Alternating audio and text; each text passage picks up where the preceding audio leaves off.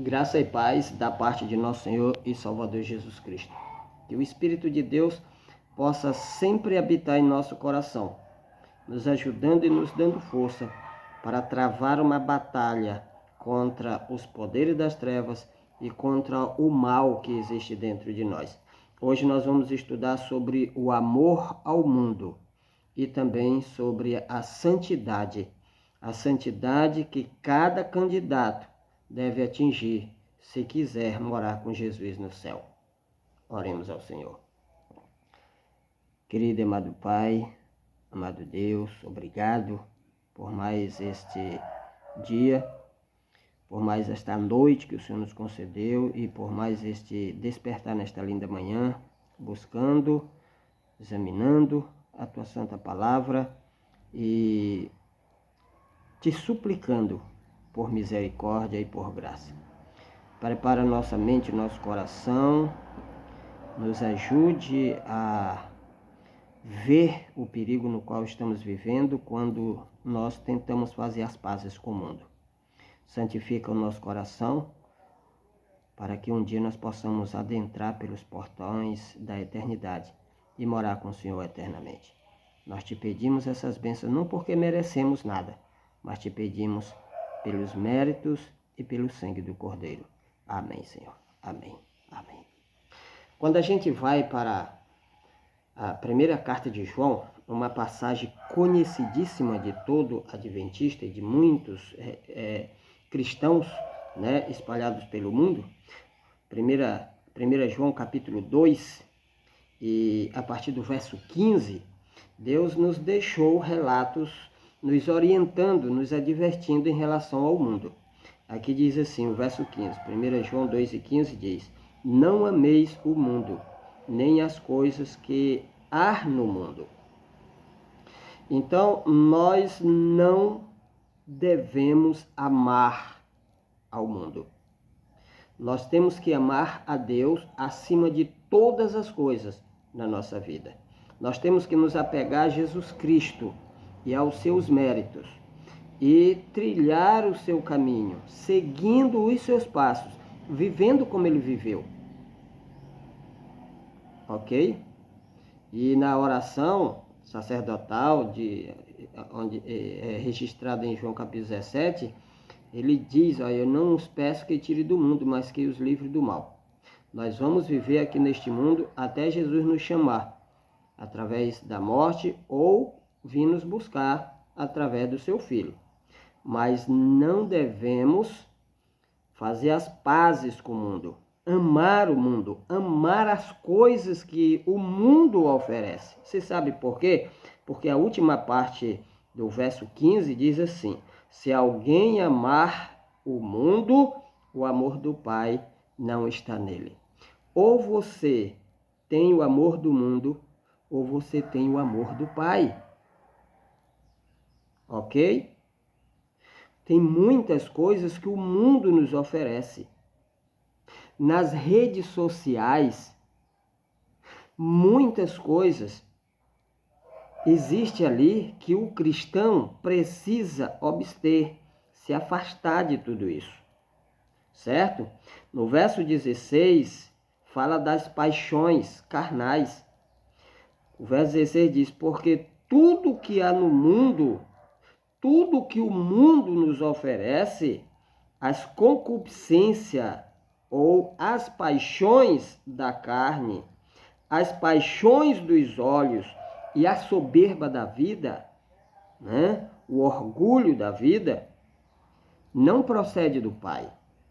Tudo que o mundo oferece, que desperta as nossas paixões carnais, não pertence a Deus, mas procede do mundo.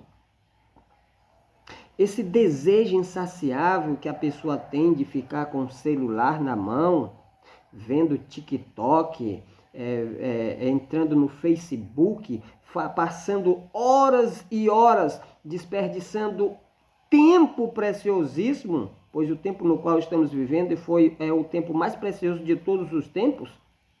Quando a gente entra nessas coisas, que começa a absorver tudo isso, e tudo isso tende a apagar a nossa memória. apagar a nossa visão espiritual, deprimir, enforcar a nossa vida espiritual diante de Deus. Isso nos separa de Deus, certo? Isso nos separa de Deus. Aí diz que as paixões, né? As nossas concupiscências, os desejos carnais, os desejos dos olhos, diante da TV. Sabe o que a gente faz? A gente pega a Bíblia, aí lê.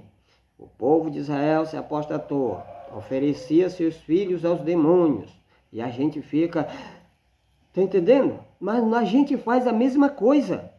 Para a gente ficar no nosso celular adorando os demônios, a gente pega a TV, liga nos desenhos animados, que é coisas demoníacas, e coloca nossos filhos. Automaticamente nós estamos oferecendo os nossos filhos ao diabo. Essa é a realidade. Novelas, filmes, desenhos animados são mentiras. E aquele que ama e pratica a mentira, Apocalipse 21:8, diz que vão ser lançados no lago de fogo. Cristo diz que aqueles que amam e praticam a mentira são filhos do diabo. E nós temos que nos abster de tudo isso, porque isso não procede do Pai, segundo o capítulo 2 de 1 João, verso 16, mas procede do mundo. E sabe por que nós temos que abandonar as coisas do mundo? Porque o verso 16 diz, ora, o mundo passa, bem como as suas paixões, os seus desejos, a sua concupiscência. Aquele, porém, que faz a vontade de Deus, permanece eternamente. Qual é a vontade de Deus? É somente a pessoa que faz a vontade de Deus vai permanecer eternamente. Capítulo 7 de Daniel disse que os santos do Altíssimo, o reino do mundo serão dados às mãos dos santos do Altíssimo e eles reinarão para todo sempre, de eternidade a eternidade. Qual é a vontade de Deus? Qual é a vontade do Pai? Se a gente vem aqui para 1 Tessalonicenses,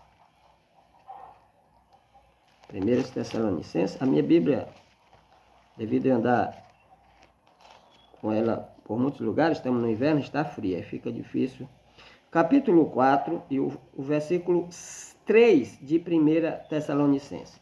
Aqui diz assim, olha, lá na passagem que eu li em 1 João 2:16, na última 17, ora, o mundo passa, bem como a sua concupiscência. Aquele, porém, que faz a vontade de Deus permanece eternamente. Qual é a vontade de Deus? Aí, Paulo, na primeira carta aos Tessalonicenses, capítulo 4, verso 3, diz assim, pois esta é a vontade de Deus, a vossa santificação, que vos abstenhais da prostituição. Existem dois tipos de prostituição. Existe a literal, a carnal e a espiritual. Né? Quando você pega seu celular e mergulha nas redes sociais, assistindo aquilo que um cristão jamais deveria assistir, colocando diante dos seus olhos e alimentando a sua mente com aquilo que um cristão jamais deve fazer, você está se prostituindo. Você está adulterando contra Deus.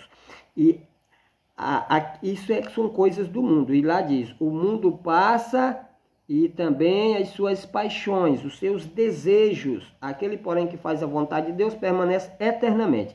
E esta é a vontade de Deus, a nossa santificação. Santificação significa cada dia se separar das coisas do mundo para Deus. Isso é santificação. A palavra santo significa separado. E aqui diz, aqui continua, que vos abstenhar da prostituição. Que cada um de vós, o verso 4, saiba possuir o próprio corpo em santificação e honra. Aqui está falando sobre os adultérios, né? Sobre a lascividade né? Sobre a fornicação, tá entendendo? Ó, os olhos. Lá fala da soberba da vida, a concupiscência da carne e dos olhos, né? Desejos. Então, a lascividade é pecado. Os desejos sexuais fora do casamento são pecados. E nós temos que nos abster de tudo isso. Ou a gente abandona, ou vamos ser queimados juntamente com os ímpios. Certo? E aqui diz aqui, ó, verso 5. Não com o desejo de lascívia, como os gentios que não conhecem a Deus. E que nesta matéria ninguém ofenda nem defraude seu irmão. Porque o Senhor, contra todas estas coisas, como antes vos avisamos e testificamos claramente, é o vingador. Porque Deus não nos chamou para a impureza, e sim para a santificação. Dessarte, quem rejeita essas coisas, não rejeita o homem, e sim a Deus, que também nos dá o seu Espírito. Então nós temos que abandonar as coisas do mundo, deixar o amor às coisas do mundo e seguir o nosso Senhor. Quando a gente vai aqui para Tiago, capítulo 4, e o versículo 4, diz assim: infiéis. Olha a expressão da eterna palavra de Deus, diante da qual todos serão julgados. Infiéis, não compreendeis que a amizade do mundo é inimiga de Deus? Isso é o quê? Traição. É como se você deixasse a sua esposa ou o seu esposo e começasse a se relacionar com uma outra pessoa. Infiéis, não compreendeis que a amizade do mundo é inimiga de Deus? Aquele, pois, que quiser ser amigo do mundo, constitui-se inimigo de Deus. Nós temos que tomar uma decisão de sermos ou amigo do mundo, totalmente do mundo, ou de Deus. Jesus Cristo disse que não podemos servir a dois senhores ao mesmo tempo. Nós fomos criados para adorar, para servir. Mas não podemos servir ou adorar dois senhores ao mesmo tempo. Nós temos que tomar uma decisão. Na corrigida, essa passagem, ela soa assim: adúlteros e adúlteras. Não compreendeis que a amizade do mundo é inimiga de Deus? É inimizade contra Deus? Então, quando nós nos relacionemos com o mundo, por exemplo, ir para o cinema, gente, na minha época, ir para o cinema era caso de disciplina. Aí Satanás, ele teve uma ideia, né? Isso naquela época. Os adventistas não vão para o cinema, eu vou colocar o cinema dentro da casa deles. Aí, ó, cinema em casa. Aí isso vem modificando tanto os membros da igreja como os líderes da igreja. Aí os líderes da igreja, os cabeças, os grandões lá de cima, introduziu o cinema dentro da igreja. Isso são coisas do mundo, gente. Nós, como indivíduo e como igreja, mergulhamos fundo nas coisas do mundo, na apostasia. E está acontecendo o que está acontecendo agora. Então, nós precisamos abandonar estas coisas. Nós precisamos amar a Jesus acima de tudo. Trilhar os seus caminhos. E perguntar: Senhor, o que eu estou fazendo, o que eu estou falando, está de acordo com a tua vontade? Está lhe agradando? Entendeu? Nós precisamos ver isso. Nós precisamos ver isso. Quando a gente vai para 1 Pedro,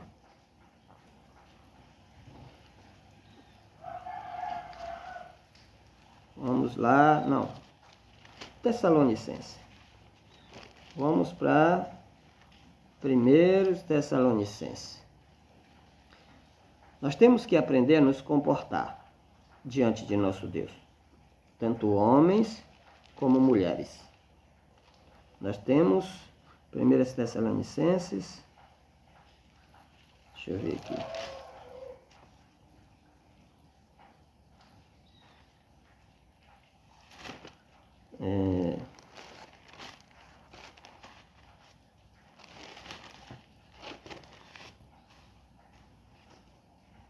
Primeiro Timóteo, capítulo 2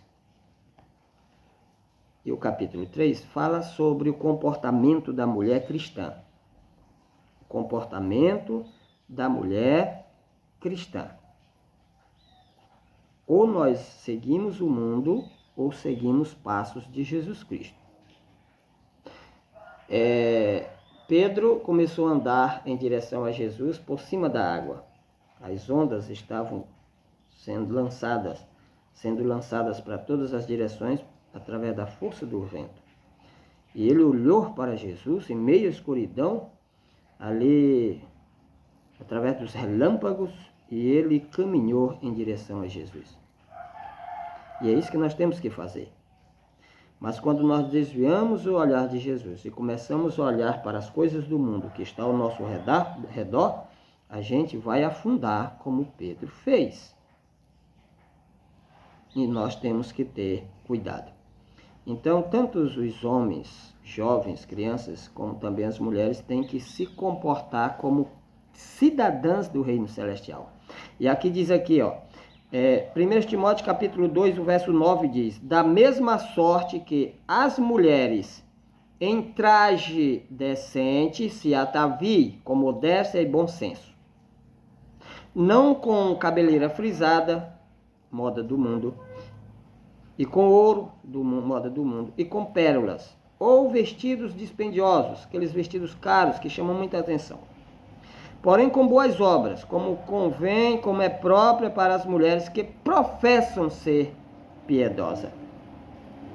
Certo? E quando a gente vai para o capítulo 3 e o versículo 11, diz assim, da mesma sorte quanto a mulheres, é necessário que sejam elas respeitáveis, não maldizentes, temperantes e fiéis em tudo. Então, a mulher, ela é uma bênção, desde o seu nascimento até hoje. E ela foi criada para estar de igualdade com o homem. É uma coisa que nós temos que aceitar. Isso não é machismo. Isso é vontade de Deus. Ela foi criada para ser igual ao homem. Não foi tirada da cabeça para ser superior. Tem muita mulher que está aí passando por cima das ordens de Deus e tornando-se o cabeça da casa. Elas vão pagar. Porque aqui a gente faz, aqui a gente paga. Desobediência traz consequências sérias. Ela não foi feita da cabeça para ser superior, nem dos pés para ser pisada pelo homem. Tem homens que acham que é Deus Todo-Poderoso. Ela foi feita do lado para ser igual.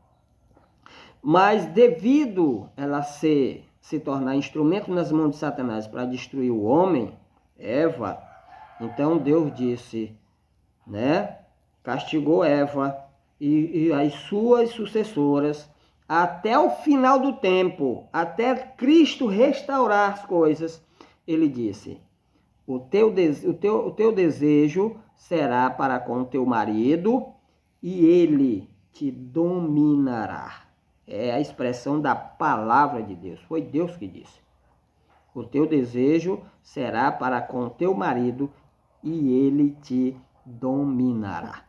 Então, a mulher, aqui Paulo ele honra e exalta Sara, porque Sara respeitava e chamava seu marido de meu senhor. Ela estava se humilhando? Não, ela estava reconhecendo o seu verdadeiro lugar, a sua verdadeira posição no plano de Deus. Quando você, mulher, tenta ser o superior ao seu marido, ser o cabeça e mandar nas coisas, Você está passando por cima das ordens de Deus. Você está sendo desobediente. E se você não se converter, você vai sofrer as consequências. Certo? Certo? E você, marido? Você foi feito para proteger a tua esposa. Ela é carne da tua carne.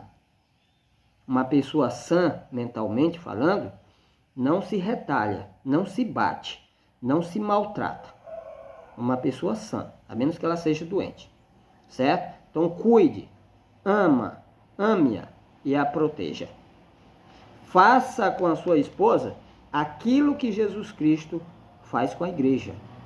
Alimenta, cuida, prepara, disciplina. Não vai disciplinar de uma maneira, né, que Cristo disciplina. Mas vamos deixar essa parte aí. Deixa que Deus discipline a sua esposa. Ame, cuide e alimente. Ame verdadeiramente. E você, esposa, respeite. Agora, em relação às vestes, os homens hoje são propensos a praticar o mal. E uma grande culpa disso são as mulheres. Eu não estou aqui defendendo os homens. Homem é um animal. E muitos vão ser queimados porque não quer deixar de ser animal. As paixões, né, que a Bíblia fala aqui, as impurezas, o desejo de lascívia, do homem é despertado através do olhar. E Satanás sabe disso. Então ele levou as mulheres transgredir, não todas, transgredir essa ordem divina aqui. Olha o que diz: da mesma sorte que as mulheres se ataviem, se vista em traje decente. A roupa da mulher deve ser uma roupa decente e não indecente. Por quê? Porque as paixões animalescas dos homens, as paixões carnais, as paixões abomináveis, são despertadas através do olhar. Da mulher não, da mulher mais através das palavras, da audição. O do homem é do olhar. Para vocês terem uma ideia, vocês comparam a calça do homem com a calça da mulher. A calça do homem, o zip, dá quase uns 5 metros, mas da mulher é pequeno. Por quê? Porque Satanás sabe que quanto mais realçar o corpo da mulher, mais pecados vai ter, mais pessoas vão se perder.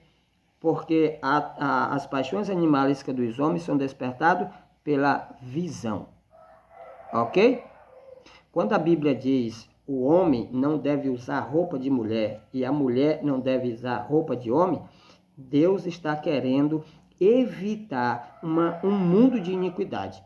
E hoje as pessoas estão pegando essa passagem e estão dizendo, não, isso aí Deus estava falando em relação à homossexualidade. Era homens querendo ser mulher na época. Isso aí é mentira. Isso aí é mentira. As vestes da mulher no Brasil, antigamente, eram saia e vestidos. Aí Satanás, usando aí os seus servos, começou a fazer a roupa do homem, modificando a roupa do homem para que a mulher também usasse. Pegou a calça, o short, e o que foi que fez? Encolheu tanto o zip como tudo, encolheu para realçar o corpo da mulher. A calça, por mais frouxa que seja, chama a atenção do homem. Ok? E hoje a apostasia está dentro da igreja adventista do sétimo dia. As pessoas não respeitam mais. Tem mulheres pregando em púlpitos vestidos de calça. Certo? Então, antigamente, aqui no Brasil, a roupa do homem era bermuda, calça, camisa. A roupa da mulher era saia e vestido. Blusas. Satanás modificou tudo isso. E nós temos aí, diante da multidão, um mundo de iniquidade. Você querendo aceitar ou não, essa é a verdade. Bom, em relação à roupa da mulher, um traje decente, no livro Mensagens Escolhidas, volume 3, no capítulo A Visão da Reforma pro Saúde, na página 277, Ellen G. White, alguém faz uma pergunta para a senhora White.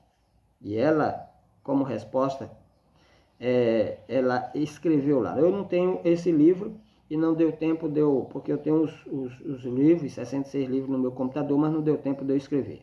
Hoje é meu último dia e eu estou correndo. Então, lá alguém fala assim, pergunta mais ou menos assim, a ideia de usar 9 polegadas do assoalho ou do chão acima, de canela acima, não entra em contradição com o artigo, aí fala lá o nome do artigo. Aí Ellen G. White responde, não me foi revelado o comprimento da roupa da mulher em polegadas. Lá você vai ler direitinho, esse livro, essa página que eu lhe falei.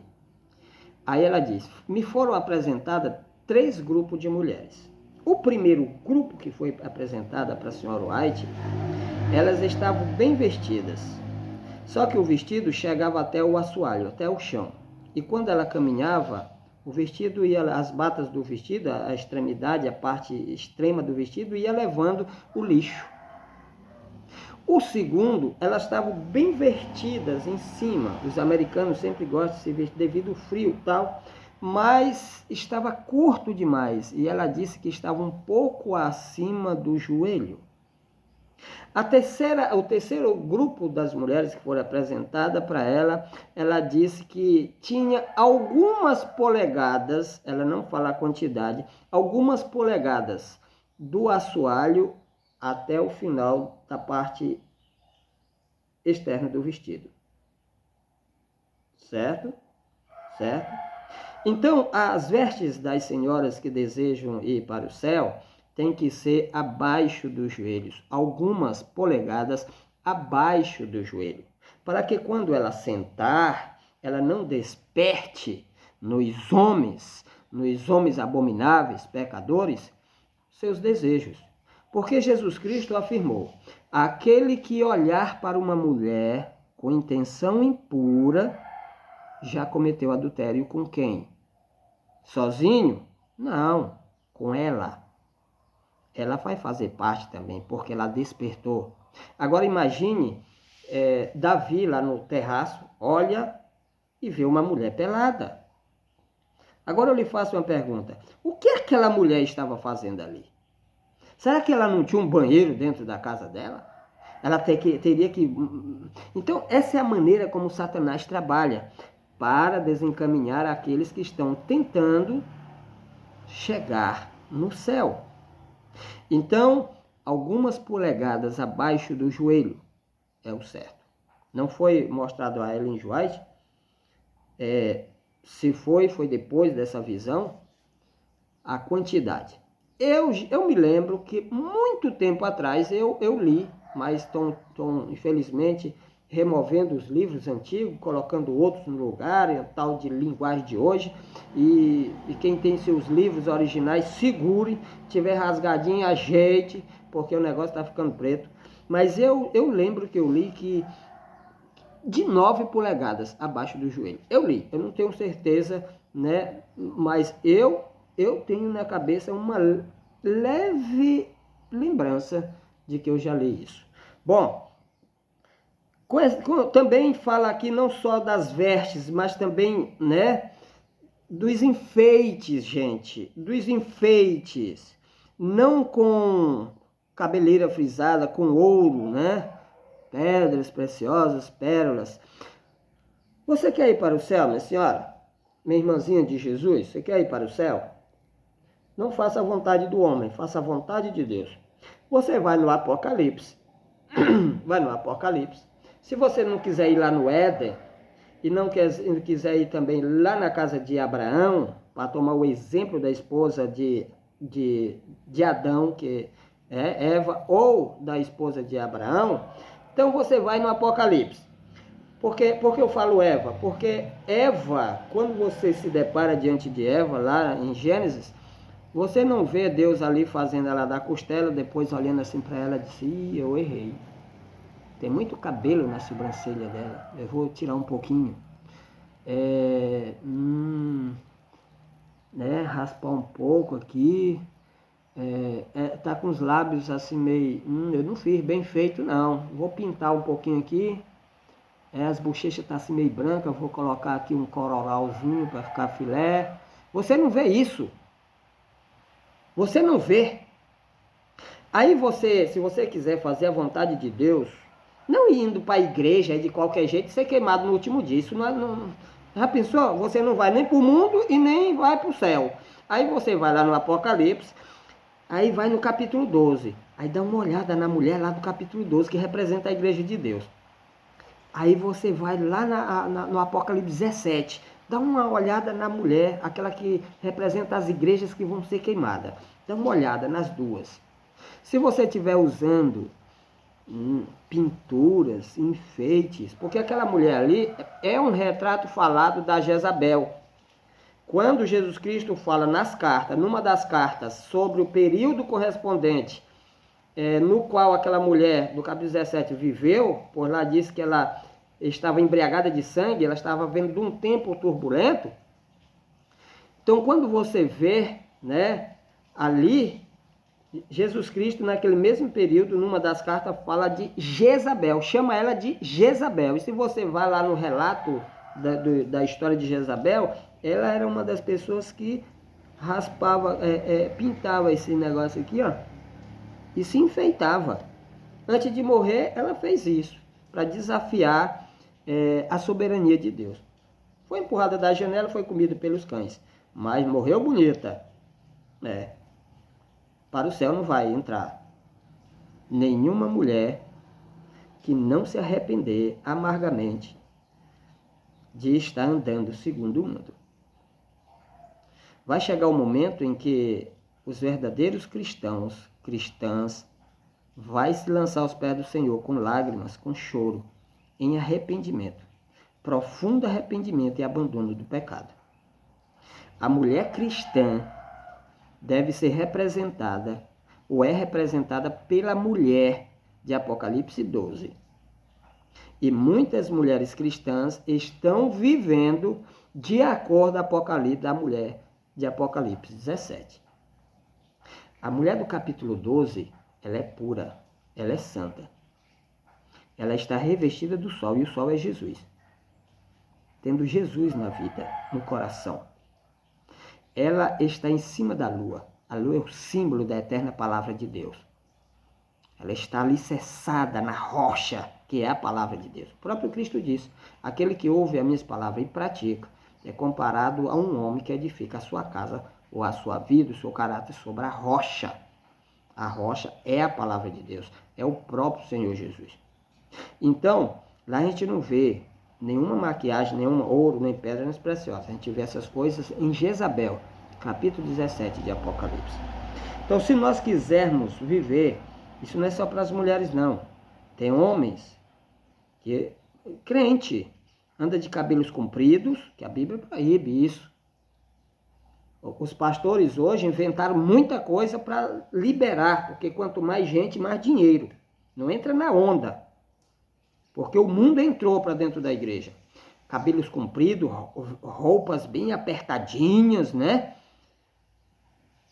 No meu tempo, quem usava isso chamava-se por um outro, era chamado por um outro nome. E nós temos que ter muito, muito, muito, muito cuidado. Santificação, gente, é se separar das coisas do mundo. A gente vê aí pastores, mesmo da nossa igreja, apresentando-se em redes sociais, dizendo, nós estamos falando, vamos falar aqui agora de adultério, sexo que não jamais deve ser feito, praticado pelo crente. E apresenta-se pastores mesmo da igreja de 27º dia, dizendo que o sexo oral não é pecado. Agora imagine, a parte íntima da mulher, por mais cuidado que seja, é uma fonte de germes, de bactérias. Essa é a verdade. Isso sem falar da substância que sai e de algo que está abafado ali durante 24 horas.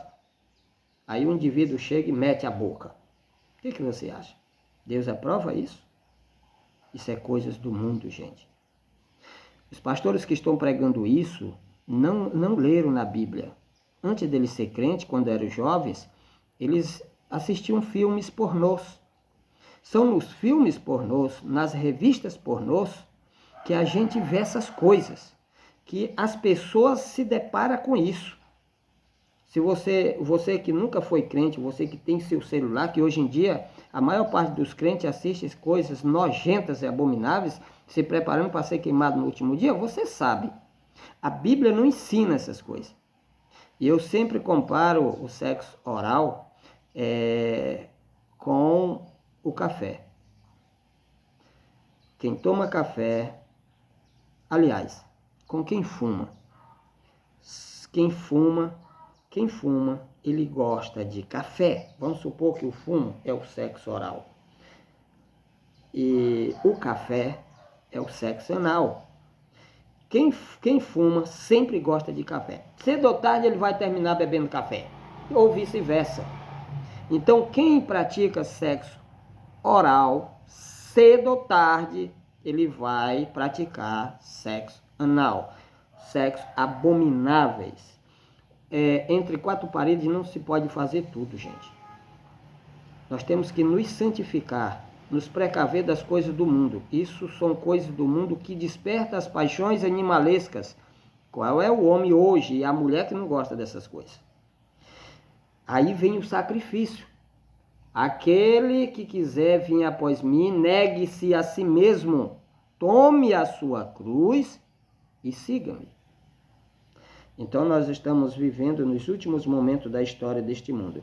E a palavra de Deus é a nossa única regra de fé. Não é teorias e conselhos de homens que no fundo, são homens abomináveis diante de Deus.